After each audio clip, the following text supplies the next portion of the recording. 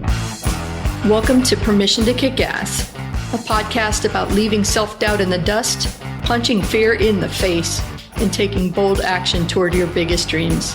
I'm Angie Coley, and let's get to it.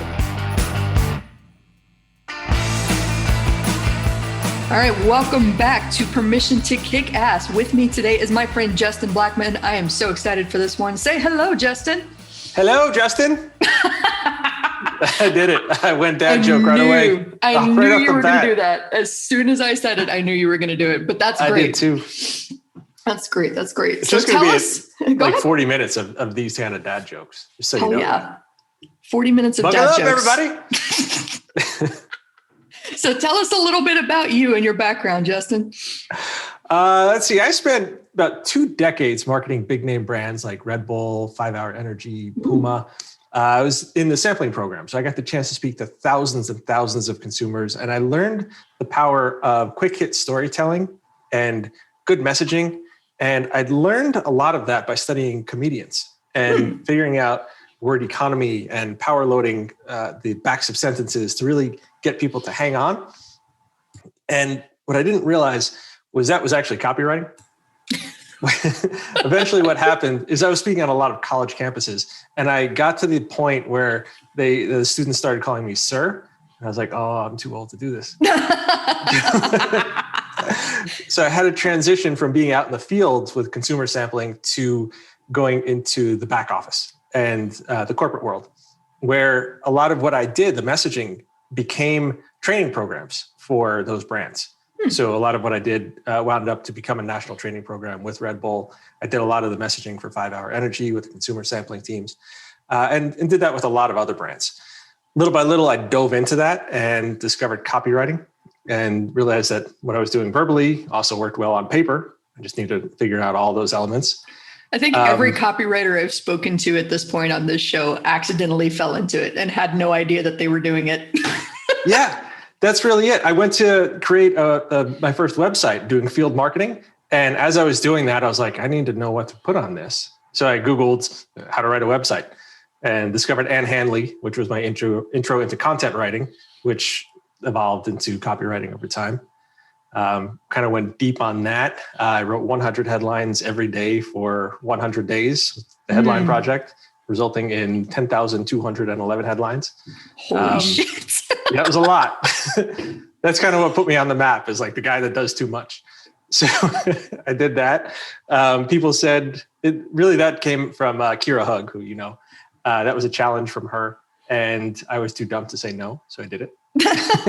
Well, you actually inspired, and this is kind of depending on when this goes live, this will make sense to people or it won't. Another guest on the show, Robert Lucas, actually cited your 100 headline challenge as inspiration for him in his sales page challenge. So yeah, he did 27 sales pages, I think, 28. Yeah, sales page a day. It was insane. And I think both of you are insane, but you have my admiration for doing that much work. It definitely helps with mastery and letting go of the idea of perfection that holds so many of us back, to just put it out there and do 100 and see what comes up. Yeah. See, that wound up becoming a theme where I just did too much and I went overboard. Oh, goodness. That actually led indirectly, that the 100 headline or the 10,000 headlines resulted in someone identifying me as a writer that could write in different styles. And they brought me on to write emails and Facebook ads for clients. And they had a lot. And over the course of 2 years, I wrote for 329 different people. Holy crap. It was a lot. You've written more than me. I was writing for up to 6 different people a day. Holy crap. It was just like, get it out, get it done. And this goes down a bad rabbit hole in a little bit that I'll tell you about. Ooh, open loop. Let's do it. But then that is where I really learned the power of voice and figuring out how I was able to sound like everybody and adapt my style to match theirs every time.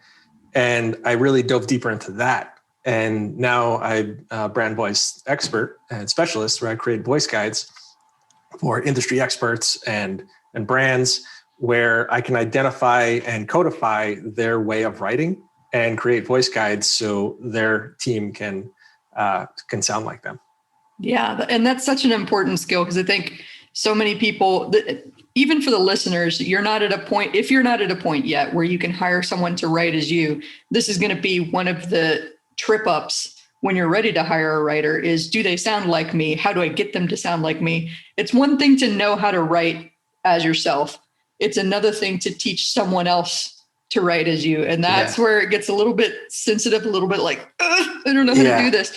And so voice specialists like Justin are really kind of critical to bridging that gap. And I don't know, heading off the frustration that you can feel, because it's totally, totally possible to have someone else write as you and pretend to be you. Actors do it all the time. Like there's a whole acting profession, who knew, of people that pretend to be other people. And as you grow and scale your business, it's going to be even more critical for you to learn to let go of certain things that may not necessarily feel like you can actually let go of them. Like writing as yourself is so personal. It doesn't feel like something you can let go of. But I know that Justin knows me from my background. I used to ghostwrite as a guru, a well-known guru in the internet marketing space, where I was a late 50s family man from Michigan, which I don't think that we actually sound anything alike, given that I am female and in my 30s at this point. But, the fact that I could take some of Justin's tricks and strategies and tactics and then step into that role and pretend to be him, his name is Jeff, so that he could go off and run his business and do the strategic things. And I could write all the marketing materials. That's so great. That was a little bit of a tangent there too, but I think it's important for future thinking for as you grow your business, because you've got to be able to hire at some point and replace yourself and step away from the business too. Yeah. The term that keeps coming up with a lot of my clients is bottleneck, where they become the bottleneck to content and they can't do as much as they want because they have to write everything, or they're working with other writers and everything has to go through them and they spend hours editing it, where they could be working on more profitable projects, and it just bottlenecks the whole process. So what I do is I remove that bottleneck. That's perfect. That's perfect. So I know before we got on the call, you were telling me a little bit about a struggle with your first writing client. So you want to share a little bit more about that? So this was a guy that made custom mouth guards. And it was a great product. It doesn't sound fancy, and it's not, but it was actually a cool product. It was great for athletes and people that grinded their teeth at night. It was a really good product. And he was leading with one message, and he was doing it for a long time, and he was doing quite well. I came on to help with sales, and I looked at one of his emails, and I was like, you know what? I think that this could be done better. And I said, do you mind if I rewrite it? And we did it. And he read it. He goes, so this is interesting. Let's try it. My email had a 200% higher conversion rate than his. So double the sales. Yeah, it did really, really well. And again, this is when I was just kind of figuring out what copywriting was, but I hit it out of the park. He then went, and this was because I was getting paid on commission for this. So we did it as a test project. I said, I'll make some money on the back end if this works. And he saw that and he goes, all right, good job, but let's see if it was a fluke. And he wanted me to write more free work. And I said, you know what? I think that this is pretty good. And he goes, well, I guess we're never going to know. And he wouldn't trust that he wouldn't let himself be beat. And he wouldn't acknowledge the fact that my work wasn't a fluke. And my work was good. My work was based on consumer research and feedback, things that I had taken from field marketing and led with that. And it did really, really well. But in my head, I always wondered if it was a fluke. And I wondered if I was really any good. The fact is that lack of confidence and that questioning stuck with me for 4 years. To the point where it wasn't until I recently started getting into mindset about, a year and a half, 2 years ago, that I realized where my lack of confidence came from. It was that first client questioning whether or not I was really any good. And I did too. And to have that on your very first client where they're questioning the effort that you put in, I could understand that if you were a brand new writer and this is your very first project and you're going on commission because you have no idea whether it's going to work. But you told us so much about your great background and how you were basically in marketing before, and you were just moving from a marketing background into a writing but still marketing background. It's just a different shade of the same thing. Yeah. And that one question, I'm going to put on my judgy hat a little bit here, not knowing much about this client, but personally, I think that's a little bit of a dick move. Like, I can understand how, from the business, like putting myself in the business owner perspective, if you are just working with somebody and you're nervous about their approach and their approach did way better than you thought, I can understand how that instinct is, maybe this is a fluke. Let's try again. But I think by the same, the flip side of that coin is, with your fluke, you have proven that you can deliver. Yeah. So it should, business owner mentality, but mindset issues too. It should have made sense to invest in trying again. It should have. I agree. It didn't, for whatever reason. And for whatever reason, he decided it was a good strategy to tell you that it was on you. Where, okay, I'm gonna be really, really real with everybody listening right now. I'm a marketing expert. I have no idea why half the campaigns I write work. There's so many different things at play, timing and what happened in the news today on this campaign that I've been working on for months could affect it. The technology could go wonky. Like, so many things are changing at lightning speed these days that it's almost impossible to know what's working, what's not working. You've just got to use your gut instinct and your best guess, educated guess, knowing your market the way you do, and then throw shit against the wall to see what sticks. So what's the old line? It's that now needs an update. It's 50% of my marketing, only 50% of my marketing works. Problem is, I don't know which 50% it is. I think that was an Ogilvy line or something. Yeah. So I think now it's updated. We know that 50% of our marketing works. We just don't know why. Mm-hmm. And, sometimes we do, but like when you A/B test, you can ask any marketer. They're like, there are times that the ones that I know will win lose. Mm-hmm. You just don't know why. Yeah. It goes against every fathomable expectation, but it does. And we're recording this at the beginning of March. So just 2 weeks ago, there was a massive freeze that took out all of Texas and a good portion of the country. So, talk about planning your marketing for weeks and months and having promotions that are set to go the day that freeze hits. Well, there's no way that you could have predicted that would happen. Are you going to determine that your marketing is a failure because you didn't get sales the day that Texas went dark? That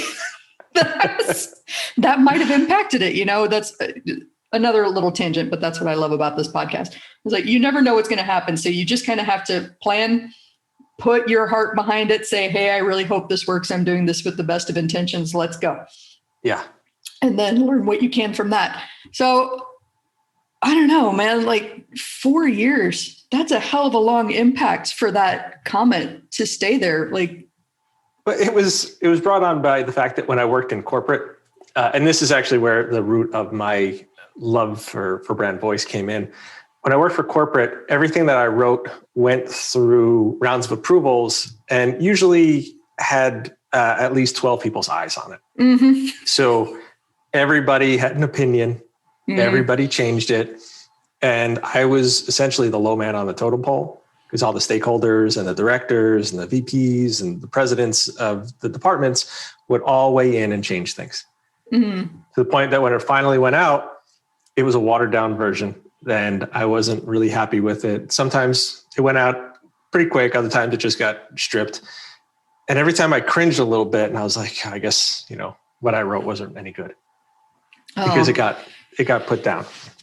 See, but on the same token, there were times when it was like, hey, a spot just opened up for tomorrow. Can you write an email that we can get out right away? Or something, there was a glitch in the system. Can you rewrite something right now? Every time I did that, those emails crushed. Mm-hmm. When it didn't go through all those approvals.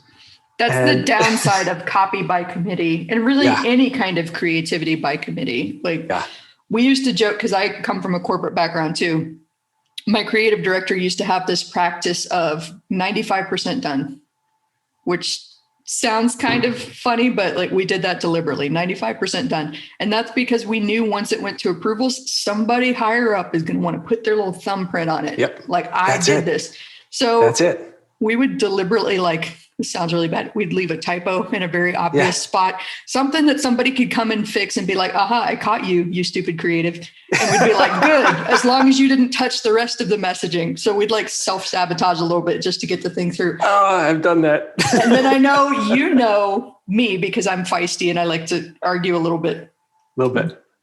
A little bit. Understatement of the century there.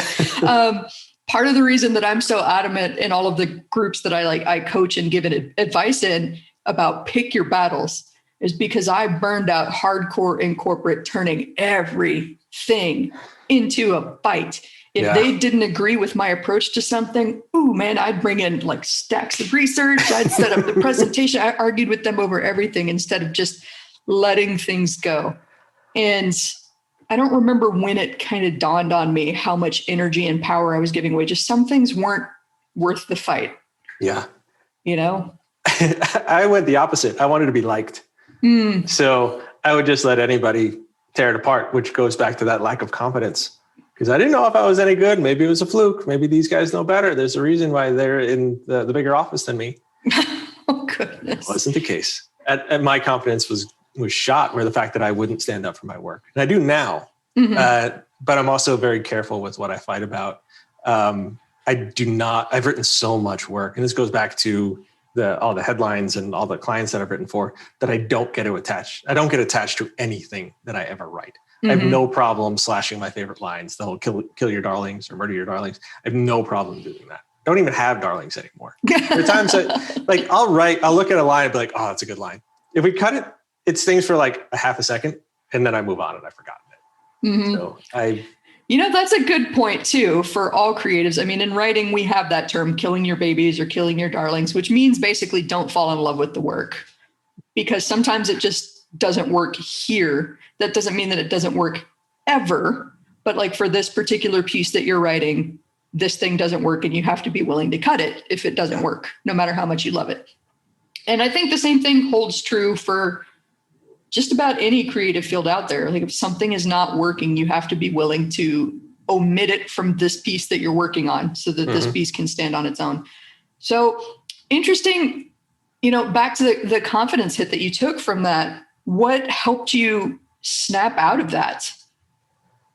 It was after I wrote for the 329 different people. Might help a little bit, just volume. Well, as I was doing that, I was still wondering if I was any good because I wasn't getting a lot of feedback. I was in my copy cave. I was in the shut up and let me write phase, and I loved it. I didn't have to deal with clients. Intake forms came to me. I got sheets. I did a little bit of research. I watched some stuff. I wrote and I handed it out. The account managers took everything from there and they put it out, but I didn't get the results. Every now and again, I would get like a line from the account manager would tell me like, the client absolutely loved it. Here's an email praising you, which was great. I thrived on that. Happy little hugs, big fan. But I never knew if it performed because I wasn't getting that data.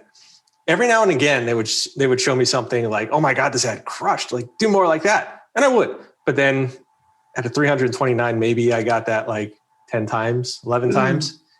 Which, I mean, I was happy to get those, but in between, I wasn't getting anything. And I finally asked one day, I was like, you know what, I don't know if what I'm doing is any good. And he goes, dummy, if it wasn't any good, would we have let you write 329 of them? Like, all right, I guess that makes sense. I love the bluntness, but I also, I'm just kind of shaking my head over here at how something can be so obvious to one person, but not at all obvious to someone else on the other end of that. Because I've been there too. Like, how the hell do I know? Am I even any good at this? And they're like, we wouldn't have kept you around if you sucked at it. And I'm like, well, try expressing that use your words. Tell me the thing.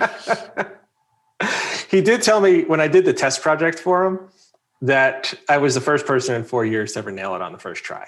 Wow. So I went in with guns blazing. I was like, yeah, I'm good. But then the feedback stopped. And that being said, when I hear Stefan Georgi, he was talking about how he was writing all these sales letters. And the way that he got great really fast and where his confidence came from was he was constantly getting the results and measuring to see what worked so he would be able to use those on further letters. That's how he came up with his system. I didn't have that last part. I was doing the same amount of work with him, but I didn't know what was working. And I didn't have that confidence to carry it forward to be able to say, this is why that ad did well. I'm going to do more like it. That was the missing element for me. Yeah. And I mean, that's critical because we did talk about not really knowing why things work or don't work. But this kind of goes in that educated guess column, right? We know from historical data that this particular strategy works. So I'm going to try this again and modify it for whatever I'm working on. That's usually a good baseline of this has worked for me in the past. So I'm going to try this again and make it fit for this product or this audience or whatever.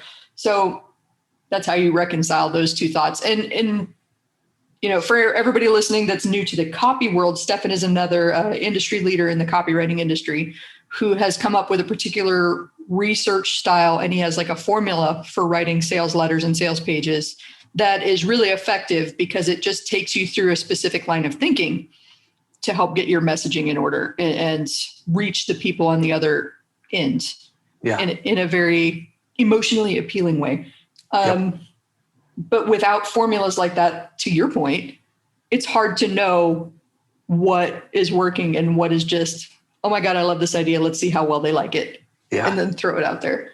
That reminds me of this one of the best stories that I got, or one of the best pieces of learning I got from my copy chief when I worked in-house was I had written this magazine ad, and to this day, I can't remember what I actually said, but at the time I thought it was the most brilliant thing that had ever been written. It's so funny and it's understated and people are just going to laugh. I take this magazine ad to the review meeting and my chief reads it and he kind of smirks out a little bit. And then he looks at me and he goes, I don't get it. Oh, dagger. Oh. I know. And then I looked at him. You know, I mentioned earlier in the call, I'm a little bit of a fighter. So I looked at him and I was like, okay, well, here's the point of the joke. And I walked him through it and he goes, oh yeah, that's super funny. Could you please have new copy on my desk this afternoon? And I was like, what? Why do I have to rewrite this thing? You said you got the joke. And he said this thing that has stuck with me ever since. He goes, Angie, can you follow the truck and explain this joke to everybody at the magazine stand? And I was like, well, no, that's not humanly possible. And he goes, exactly. If it's not clear enough for them to get it without you following the truck and explaining the joke, it's not clear enough, period. You need to go rewrite it. And I was like, oh, shit. That makes sense. Right. And I really hate you. Yeah, that's the worst. It's like all comedians. I study a lot of comedy. And I've said this before, that if you study the rules of comedy and you study the rule for copywriting, if you made a Venn diagram, you'd have a circle. But yeah, that's true. The overlap is there. It's almost identical.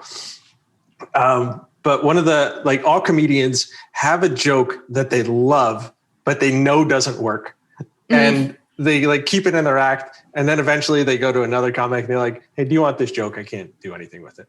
Like, if you can't do anything with it, why do you think you're like that? They won't kill it. They won't kill their darling. And it's like, they try. And then like after years, like, oh, fine. All right. My secret weapon after all this time, and it's probably taking up like gigabytes on my computer at this point, is I have a swipe file, this is common in copywriting to have a swipe file, which is like little bits of inspiring writing that you see out and about in the world that'll spark an idea when you're looking at a blank sheet of paper and trying to create something from scratch. I have a swipe file of my own writing. Because I really buy into that, like, no time spent writing is ever really wasted. And so if I had to cut something from one piece because it didn't work there, I throw it into this swipe doc. And then someday when I'm writing again, I'm like, didn't I make a joke that one time about, this thing? I'll go look up that keyword and see if I can remember what that joke was and see if it works in this piece. God, yeah, we're talking pages and pages and pages. I wish I have a notebook just filled with like random things, and it's like, but there's no context to it. And like, I'll open it up and it'd be like hidden pumpernickel. I'm like, I don't know what that is. What was I talking about? I have no idea. But at the time, it was genius. Absolutely genius. Then that's I think the overall point of being willing to let go of something if it's not clear or if it's not working in this piece is years later. Are you even going to remember what that genius thing was? I sure don't, but I know I was 5,000% convinced that was genius and it was the best thing I've ever written. And I don't even know what it is anymore. And for anyone who writes about bread, feel free to use Hidden Pumpernickel and let me know how it does. It's a winner. It's a winner for sure. Control beater. So I love this thing about confidence because I don't know, to create requires a certain amount of faith, right? Inner faith in yourself and your capabilities. Because if you're already going to create, whether you're, setting the frame for a photo or you're painting or you're getting ready to bake something from scratch and you're just feeling inspired, if you're second guessing every single choice that you make in the course of creating this thing, in writing, we call it your internal editor. If you're letting your editor out while you're trying to write, then that's almost a guarantee that what you're working on is going to turn out like crap. Yeah. Because you're not letting that inner creative person out to play just to see what happens on the off chance that it might fail, because it might. Bringing something that exists only in your head into the light of day is an exercise in and of itself, and it doesn't always work out. So I think this was the open loop that I said before about where some of the challenges came in, is I was getting to that point where the more I would learn, the more I started to question my work to try to figure out if it was any good. And I would edit sentences as I go, and it would take me days to write something that should have taken minutes because I kept editing, and I kept trying to look for research to validate every single word in every single sentence. And I thought that if I had learned one more lesson or took one more class or read one more article or discovered one more hidden Himalayan secret of pumpernickel, that I would have figured out the reason. But all it did is make the anxiety of writing worse. And that's when I got into the mindset. And it was Ian Stanley, who taught me that at that point I was writing for myself and not the audience, and my ego was getting in the way. And that's where I had to figure out I'm doing this for me. I'm not doing it for anybody else. I'm doing it because I want to prove to people that I'm a good writer, rather than the fact of acknowledging that I am a good writer. And that's when everything started to change. That's interesting because I didn't realize it until you just pointed that out, that I've had that situation pop up a couple times with writers that I have coached or, overseen, chiefed in the roles that I've functioned in. I have two specific instances where I remember somebody was writing a sales letter, and I think I was on their third or fourth draft, and I kept saying, this isn't working, and here are the reasons that I'm struggling. And something in the way they responded to my feedback, it instantly made it clear that they were trying to impress me. Yeah. And I said, okay, I think I understand what the challenge is. You want me to acknowledge that you're a good writer. Here I am saying that you're a good writer. I like your writing. This isn't working. If you write this for the person on the other end that you're going to help and not me, you will automatically get my approval as a good writer because you're writing for the people that you need to be writing for, which is them. Yeah. Don't write to impress me, write to impress the person on the other end. And the very next draft that he turned in, I was like, yep, it's perfect. Ship it. Let's do this. That's it. Because they wrote for the right person. I was writing for my ego, and my ego is a dick. I agree. We're our own harshest critics on that.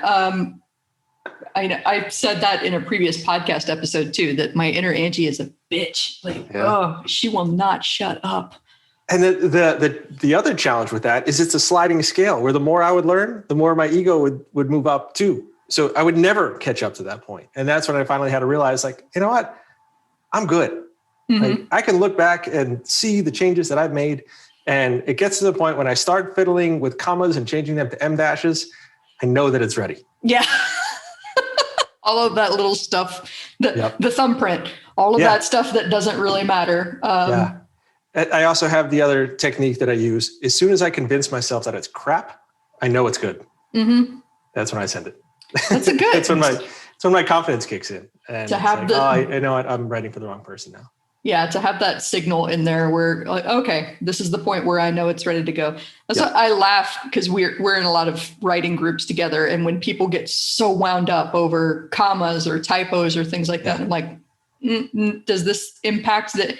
Hey, here's a news flash for all of you writers out there. Sometimes your brain inserts the right word if a word is missing. Sometimes my brain doesn't even register that there's a typo there. And that happens to your audience too. So the typo thing that we're getting our panties all in a wad over isn't nearly as big of a thing. I mean, we're all going to laugh when a sign says shit instead of shirt. But then we're going to move on with our days. And I'm going to be a little bit grateful that I had an unexpected laugh. Thank you, typo. It's like when I had public relations and forgot the first L in my resume. Wait, walk me through this because I'm not getting it. Public relations. Oh, God, pubic relations. There you go. It was on my resume. That's fantastic. For like 6 months. See, like that would catch my attention in a hiring role. And I'd be like, are you sure you want to, like, are we talking about genitals here? Let's be specific. It worked. I got a job. And it was still on there. Exactly. Yeah. See, those are the little things that we get tied up in trying to make perfect. And we make a mountain out of a molehill when really, I think intent matters for a lot. If you care about the person that you're making the art for, whether that's writing, whether that's sculpting or baking a cake, and you're doing your best, that counts for probably 80 to 90% of it. Agreed. And there's always going to be room to improve and get better. Lord knows I can look at the same thing and find something to change every single time it crosses my desk. But at some point, it's got to be good enough to just let go of it and move on to the next thing. Yeah. Otherwise, you are, what is it? Moby Dick, Captain Ahab. You just hunting the white whale. Hunting the white whale that is going to wreck everything. Oh, yeah. So, Justin, it has been a pleasure talking to you today. I want to do this again for sure. Why don't you tell everybody a little bit more about how to find out more about you? Well, there's a couple different ways, depending on whatever your cup of tea is. If you want to learn how to write silly and all the weird things that I learned writing for the 329 different people and developing their styles and their quirks, I've documented all of that, and that's in a ridiculous little writing course called Write More Personality-er. I love that you can say that without tripping up over it at all. This is another thing where that was actually written like as a placeholder, but people liked it. Mm-hmm. And it hurts my soul to say it. And I sound like I'm drunk when I actually say it because it's so grammatically incorrect, but that's okay. The world likes it. And that's actually the proof of the course. Mm-hmm. It teaches you new grammar rules. I'm actually a stickler for the rules. I just play by different rules. Mm-hmm. That's all documented. That's at justinblackman.com, which is me. Awesome. And then if you want to learn the secrets of voice guides and how to codify voice, that is a course taught by me and Abby Woodcock, who you also know. That's codexpersona.com. Or if you just want me to write down words for you on the internet, that's at prettyflycopy.com. Fantastic. And I will make sure that they have all of these links all clickable in the show notes for you. So I am so happy that we got to do this today. I think confidence is such an important thing to talk about as a creative, figuring out how to shore up that your own internal confidence and your own internal compass so that you know which direction to follow, even when people don't agree with you. It's so important. Mindset is a thing. Absolutely. All right. We're going to do this again soon. Take care. Cool. So that is it. Another awesome episode of Permission to Kick Ass on the books. If you want to know more about the show, if you want to know more about me, Angie Coley, and the mission I'm on to help entrepreneurs punch fear in the face and do big, bold things, then head on over to permissiontokickass.com. That is all one word together, permissiontokickass.com. Make sure to sign up for my email list so that you know whenever there's a hot, fresh, and ready podcast episode out for you. And also on Mondays, I like to send out a little newsletter called Kick Monday's Ass. I'm sure you're totally surprised by that. So thank you for being here with me today. I'm Angie Coley. Make sure that you share this with a friend that needs to hear this message today. Like it, share it, comment wherever you're listening to this today, and let's go kick some ass.